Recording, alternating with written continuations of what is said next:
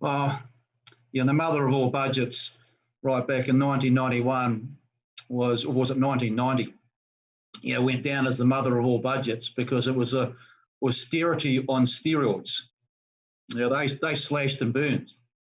If you look at what we're seeing within budget 2020, well, it's the complete reciprocal, because we're off to the races in regard to the amount of money that's being pushed out and utilising the government balance sheet. Look, glass half full is that we are deploying the government balance sheet, which is big.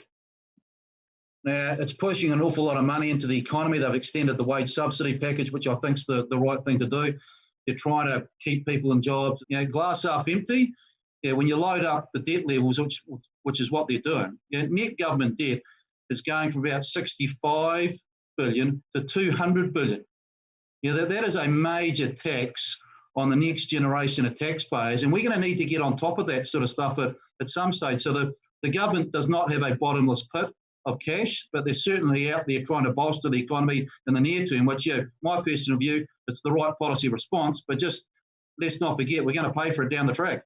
We source this money from a mixture of overseas investors and domestics. Typically, the overseas investors own more than half the New Zealand government bonds. But what we've also seen in the past 6 weeks is that the Reserve Bank has been a pretty big buyer as well. What they're doing is that they're buying bonds in what's called the secondary market. So they're not buying bonds directly off the government.